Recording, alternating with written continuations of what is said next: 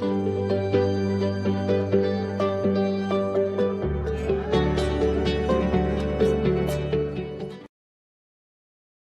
right. Hey, good morning, David. How are you today? Very good, sir. How you doing?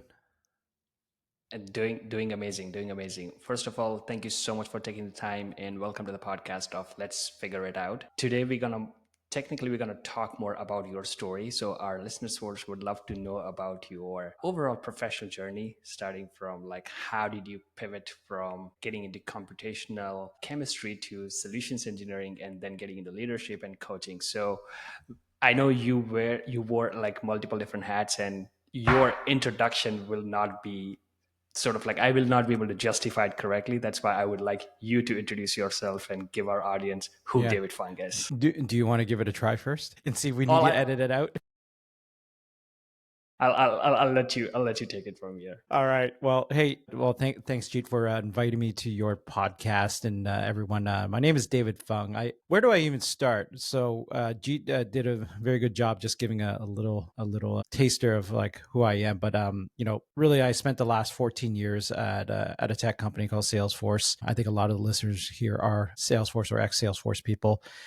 But before that, I jumped around in a number of tech companies as well, scientific software companies before that, and which leads to like what my degree is in. I actually did computational chemistry at some point. I don't know why.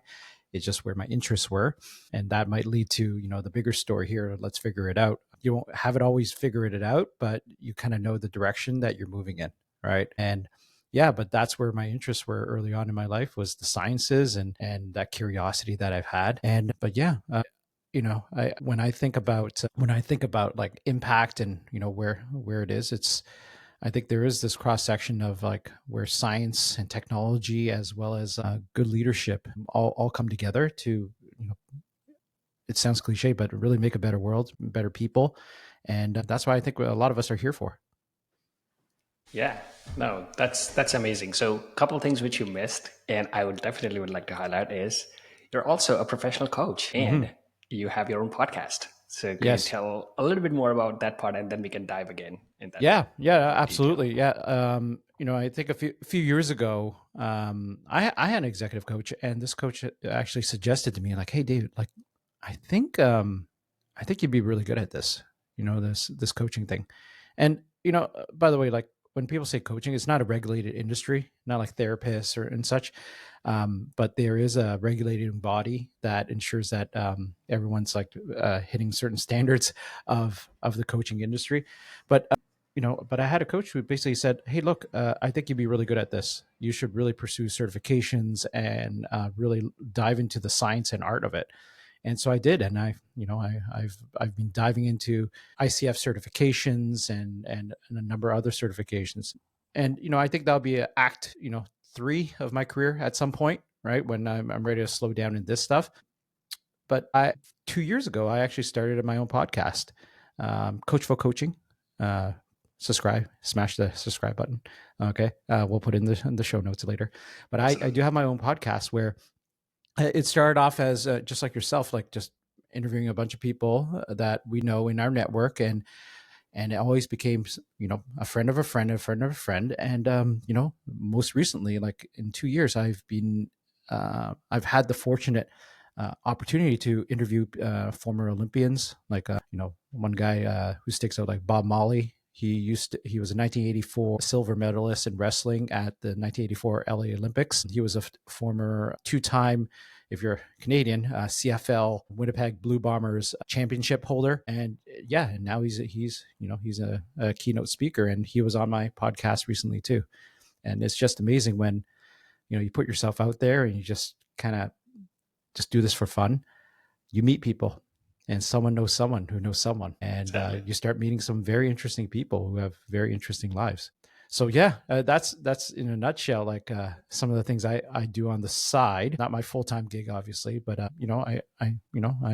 coach other executives, and yeah, and I run a podcast on the side as well. So those some people like basket weaving, some people like golf. I like to do podcasts.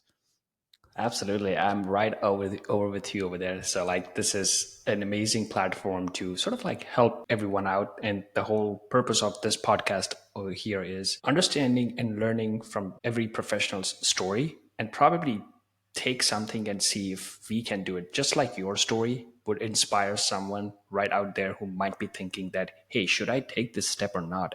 Hmm.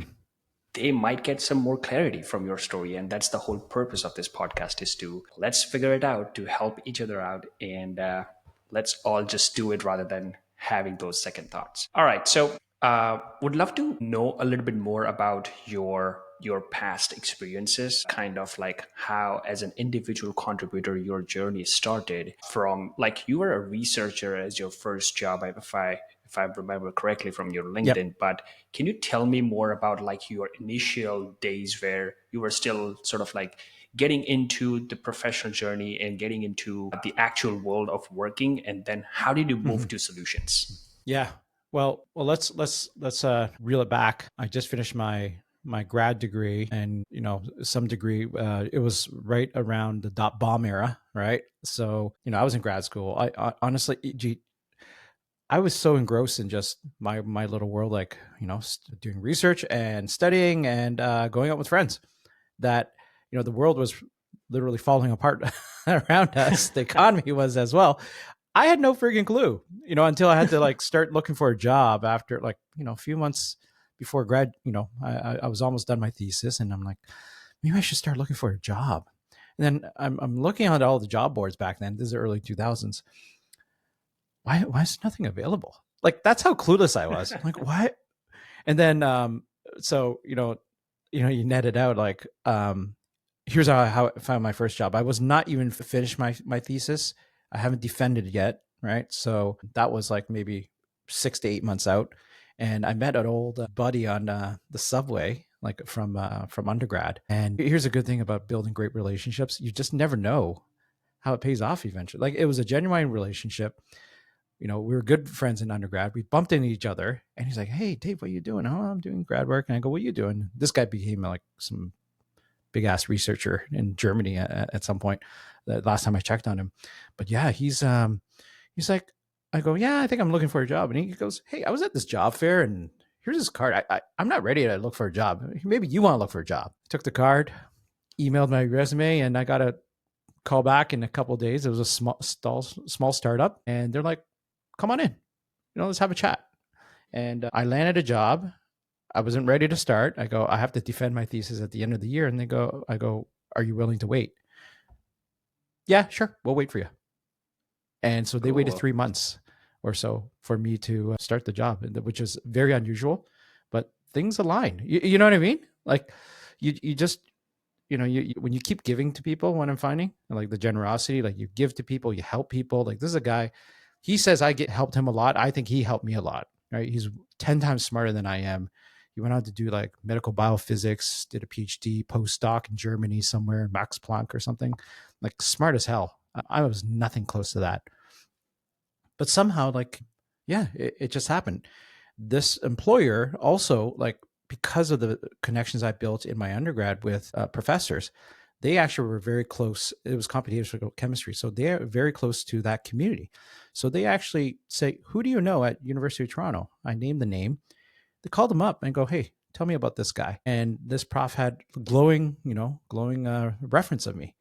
And it's a small community. Little did I know, like the work I did there helped me get my first job. Like I would never have made that connection. Academics helped me get my first job, right? And yeah, so when you kind of reflect, like figuring it out, like I had nothing figured out, but all I knew was that what's important along the way is to be generous to people and help others, and do it genuinely, right? And leads us to here, like why are you doing a podcast? Like people ask me that, are you trying to get famous? And I'm go, I wish, if I would become the next Mr. Beast and make hundreds of millions of dollars just sitting in front of a camera and yelling and bringing guests in, absolutely. But that's not what it is. That's not why he started either, I'm sure, right? Like you Correct. got to be Correct. wanting to give back something, and the money will come. The money will come along, right? So Anyways, that was a long-winded answer to whatever your question was, and as well. You said it's two friends talking here, right? So it's actually really just one person talking. Yeah. And I like that story. That was amazing story because that can relate. First of all, you just mentioned about like if you have a good network, if you do good things, things will fall automatically. If you reflect back, that's how you meet new people. So at this point, shout out to David Chen, my manager, for helping us to connect, and that's how we are talking right now. So no, but that's amazing, and I completely agree to that part because if let's say when I graduated and I was searching for a job, it took me 8 months to find my first job in US after my Mm-hmm. graduation. Yeah. If I go back, every connection I made on LinkedIn is right now helping me with, or I'm kind of helping them in any or the other way. And that's what it matters at the end of the day. At the moment you feel like things are working, things are not working, you might not pay attention. But if you reflect back, you will see the chain of things happening one Mm-hmm. after the other, which helps you to lead where you are right now. Yeah. Yeah, when I don't even have to look that far back. Just recently, like this hobby of like doing a podcast and giving back. And one of the guests I had who, when I first interviewed her 2 years ago, she was just really, she just started getting going in her business. She made a big transition. She wrote a book that became a bestseller on Amazon, right? She was featured on, I think it was Forbes magazine or Inc. magazine, right? But she was featured there, and I didn't even know what I was getting into. Like a friend of a friend said, "Hey, talk to this person." I'm like, "Oh crap, this is a baller." And I got nervous. I prepared for that interview. I'm like, "Oh shoot, what am I getting myself into?" Fast forward to just the beginning of this year, she I'm not going to name her, but she was a guest on my podcast. She I'm not going to name her. She's probably like, no, Dave, don't do that. But she was generous. She's like, "Hey Dave, I'm booked in interviews, like television interviews, keynotes and all that, up until like this is beginning of the year." She's like, "I'm booked until like June. You mind if I'll just throw some guests over to you?" And this is her network. This is her guess, and she was on the up and up, and she's starting to get really good guests, right? I told you some of these people, right? And so she just threw them over to me, like 5 6 of them, and I'm like, "Thank you." And so I've been very thankful, and it's just, she's all about the generosity and giving, and I one day I will repay her somehow, but there's something about like this, evolution of like, well, I was given something, I will give something to the next person, right? And so, yeah, I don't even have to look very far when you build these connections, and they see you're genuine about your mission and what you're trying to do. Like I don't see you trying to do this just because like you want to get famous or whatever. Like, trust me, in this crowded podcast nowadays, you're not going to get famous that fast. It is so damn crowded, right? And if you did this 10 years ago, people would have said you're crazy. Like, no one's doing podcasts, right? So there's never a good time to start, right? So Exactly. anyways, that's another story, like just very recently, and I feel very fortunate. Like, just the network of people have been very kind, and hopefully it's because I've been kind to them too. Yeah, and again, you never know what's going to work when. You just said like before 10 years, if someone say podcast, take a mic and take a camera and shoot, dude, you are wasting your time. And right now, every other house there's a podcast, or there's a sort of like an influencer in the house doing some or the other Yeah, content creation, sorry you right? saw my So face there, right? and that's the whole that's the whole goal for this podcast as well. It's not getting the famous, it's more like giving back to the community and helping individuals who are either looking for a new start, either looking for a new change, or Yeah. I rather have a trying to. smaller following that are loyal and see value than to have a big following. It's easy to get a big following, by the way. I was doing some tests on YouTube. Man, you run a promo, spend $150, run a promo for like 3 weeks, and somehow people are just on YouTube shorts all day. Oh, that looks good. Subscribe. Oh, that subscribe. There are Yeah. some, I don't know what's wrong with people. Like they're toilet scrolling or something. Like there, it is like, okay, I'm sure that was great material, but like 14,000 subscribers, all of a sudden, like all overnight. So you look at my subscribers on YouTube. I think a lot of it's BS. Okay. I was running a promo experiment. I'd rather just have fewer people who are just loyal, right? So, anyways, Exactly. but that's part of the fun of doing this too, right? You get to experiment, right, Jeet, with things like that. So, yeah, You learn something every day with it's this fun. kind of It's things. very It's fun to fun. learn. Yeah. Exactly. And honestly, there is the pressure here. There is no harm. There is no pressure. You're just having fun. You're just having conversation. You're just having fun. Yeah. Yeah. It's very different. Like this is like a personal podcast for you, right? Yeah. It's very different. Like I started a work Salesforce podcast recently with Yeah. my Yeah. counterpart David Samwell, and it's still we can still do what we want in many ways, but there is still that overarching pressure to like, well, we got to work in data cloud and agent force somehow here and talk about LLMs related to Yeah. the Atlas There's reasoning engine. There's a little, like marketing it has been very good to us, but there's a little bit of that. Hey, you should maybe work that in. Yeah, like, can I just talk about what the hell I want to talk about? Actually, no, I can't. You asked for this, Dave. and here there is no boundaries. You can talk about anything. So and that's what the whole goal is. Awesome. So for the next segment, what I want to talk more about is your stint with leadership. And Salesforce is fortunate enough to have amazing leaders such as yours since Mm-hmm. last decade, over almost a decade or over a decade. Mm-hmm. Could you tell me more about like how did you get into this role? What are the things you learned, and sort of like kind of any stories you can share again Yeah. from this leadership role? Yeah. Yeah.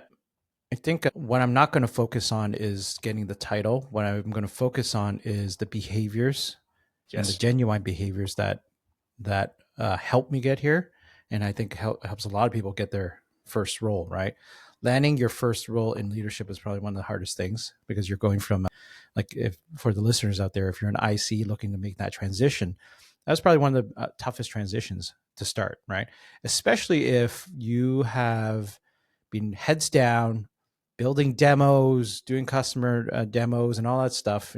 I assume there's a lot of SEs listening to this. And then suddenly one day you wake up and say, I want to be a leader, right?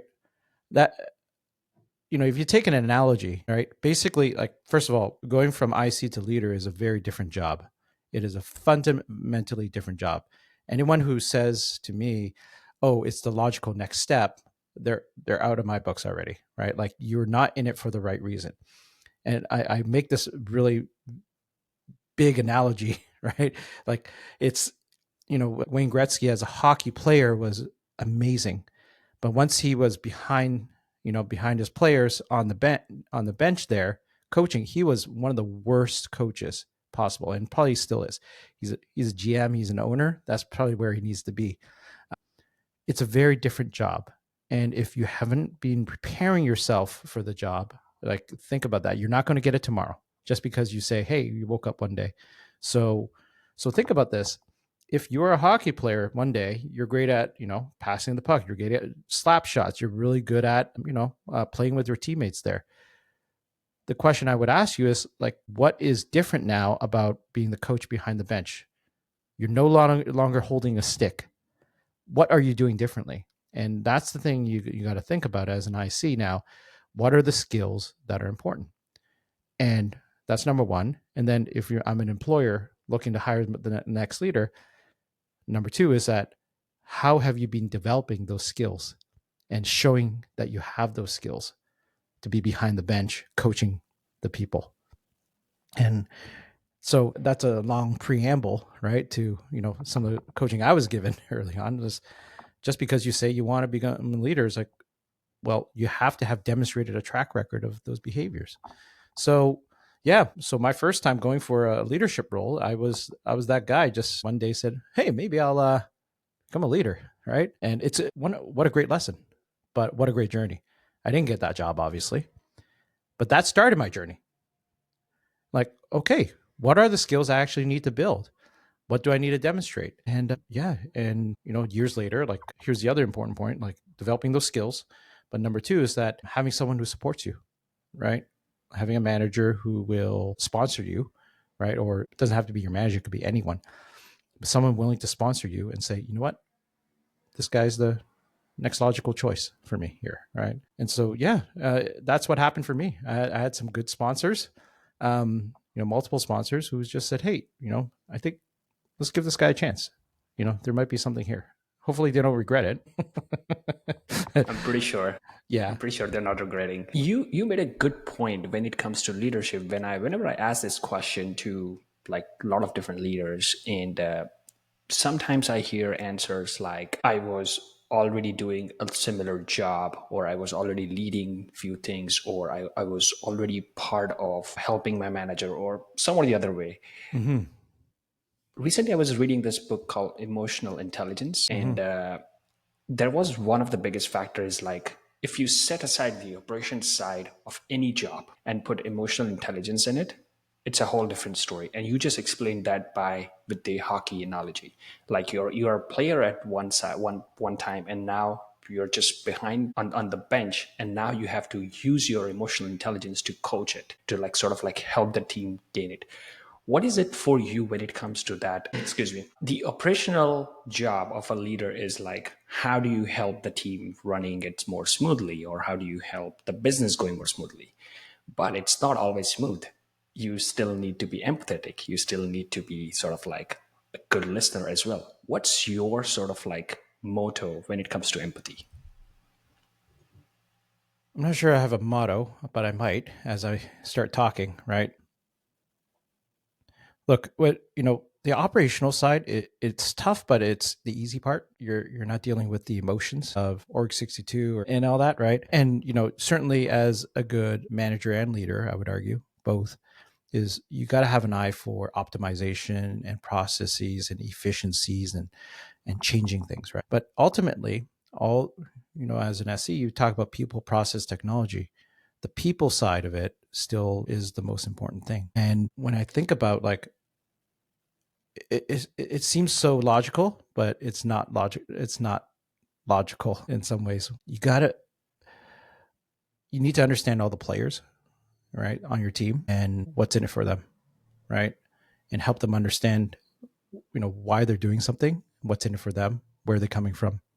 And I think when you understand that and you're willing to use that information to help you motivate them, right? To uplift them, to motivate them to do the next thing. I think that's where a lot of emotional intelligence is, right? How do I take my understanding of an individual, of their motivations, of their values, and now use that in how I want them, fundamentally, leadership is like getting people to do things that they don't want to necessarily do, right? That's a lot of what happens. So, for instance, like one person I've managed in the past was one of their personal values is fairness, very much about fairness. And so when we're dealing with a challenging situation and they might be grumbling about it or disagree with it, we do go back to like, so how is this aligned to fairness, which is important to you? So if something's grinding against them, it's probably grinding against one of their values, but also you help them understand if you want them to do something that is for the greater good, you align it back to what that value is. Well, if you don't do this, if you stay the status quo, how is this fair to the other people around you if you don't do it? And it gets them thinking, like, I guess it's not fair. Everyone else is really doing this, right? And I'm not. And so that, I don't think I have a motto, but I have sort of like a framework as to how I think about emotional intelligence. It goes back to take the time to understand the individual, what motivates them, their values. And if they don't know their values, it's part of your job to help them find out what's important to them if they don't even know, right? But to leverage that. And that helps you as a leader understand like how to motivate your team and uplift your team at the same time. That is true. And I've also seen from leaders, like when you have a team of multiple people with different values, with different personalities, the leaders also evolve with those individuals as well. Like in terms of like learning from each other's value. You just mentioned about like fairness is one of the values. And I'm pretty sure there might be stories around that in terms of like going through each different use cases with different individuals. You try to learn on an everyday basis. So a couple of questions I have for you now in terms of your coaching, the Mm-hmm. professional coaching you do. Mm-hmm. Could you tell me like any sort of like your main three principles or something which you try to sort of like help when an aspiring leader is getting into or wants to get into leadership, or someone is like stuck at a one-up position and they would like to grow towards another leadership role? So Yeah, I think fundamentally is assessing like most of the answers, most of the answers that someone is seeking when they're seeking coaching, they have it in themselves somewhere. They just haven't put the dots together. They haven't connected the dots yet. And big part of the job is to help them connect the dots, because you have the pieces, you have all the right ingredients, you just don't know how to mix them together. And that's the case for a lot of individuals, right? But so, fundamentally, that's a big belief, is that, big part of my job as a coach is to help people connect those dots, right? And being that almost like the sounding board to help them see something that they might not have seen, but I'm observing from them, right? And and occasionally too, there's opportunities to give advice too, where I've had folks to say, hey, I want to understand your journey, which is what we're doing here, this podcast. But in a situation like, Dave, I want to understand how did you handle something like this? But Yeah. I fundamentally want to understand, like, what's the challenge that you want to solve here, and what makes, and fundamentally they're trying to find some analogy, right, or metaphor with something I've done, with something they're dealing with. But it's going to be different. It's very different how you're going to handle it. Like, I've even had it's it could be almost as silly as this. Like, you ever have someone say, hey, like, I'm going through a breakup, how do you handle your breakup? I'm like, well, dude, it was a different situation and I was in a different mindset. Like, it's not going to be applicable to you, right? Talk to me what you're going through right now, what your situation is. And that's the thing, like, even a leadership journey, I do find, like, I love to share the story, right? To give some inspiration. But fundamentally, when someone on one-on-one comes to me and say, Dave, tell me your journey, I want to learn how I can get there. I'm like, okay, well, let's talk about you, right? And what are your blockers, and what's getting in the way for you. And so, back to your question, like, what's my philosophy? I understand. I try to understand, the context of where these questions are coming from, before I share anything about myself. Yeah. That's amazing. And one thing which I can recall from just like what you mentioned, like every situation is different, every problem is different. Sometimes people are just like, they just want to listen from someone's perspective, like a validation point of view. Like, okay, I am Yes. about to do this, but before I do this, let me ask an individual, am I on the right track? If not, they have done like this. So and a lot of time I've seen this happening in a way that I want to do this, but let me confirm, like, let Yeah. me validate that if I'm on the right track. Yeah. And Yeah. yeah, go Yeah. ahead. And probably the better question for those individuals, instead of asking, like, gee, how did you do it? More like, hey, can you be a sounding board for me right now? Here's what I'm about to do, and here's the Yeah, context. Am I crazy? Like, instead of trying to validate through your story, like, here's the context of my story. And that's probably better, better than exactly. yeah. E- exactly. You can give your options, like what exactly you're thinking, what's your approach, and then from there, just listen to what the other person is trying to say. Yeah. But I think ego, and all of us have some sort of ego. Like, many leaders and individuals have egos. Like, oh, you want to hear my story? Well, let me tell you my story here. Back in my day, it was 150 degrees outside, and I walked with one shoe on. You know what I mean? It's Yeah. useless. It's useless to the other side, right? When you start sharing those stories. But anyways, I know we're going off topic here. No, that's a good analogy because I've growing up I have heard those stories a lot of time. And probably from our dads, right? Exactly. When I was your age, I walked I used to uphill do both ways to school, one shoe on, crossing a river as well. crossing a river full of crocodiles. One time I almost got eaten. Awesome. Well, I would like to ask the last question before we wrap it up. So again, this is kind of a, you can take it in a funny way, you can take it this in a philosophical way, or whichever way you would like to. But I Uh-uh. try to ask this question to all of my guests in some or the other capacity. One of the, because you have seen a lot of professional journey or like professional work in the industry all over in your overall time span. What's one advice you can give to a 25-year-old or like a 25-year-old David Fung Mm-hmm. to what to do towards the life, and it could be a one-liner goal for you, like, or it could be something towards the experience. So anything Yeah. which you can share. Yeah. Yeah, you don't need to know the destination, but you know where your passion is, and so follow that, and it will lead you to that destination. And you might even reach that destination without even knowing it, because you're focused on the next one. So if that's any lesson, follow where you feel is the right thing. Just keep following, and it'll lead you to the next thing.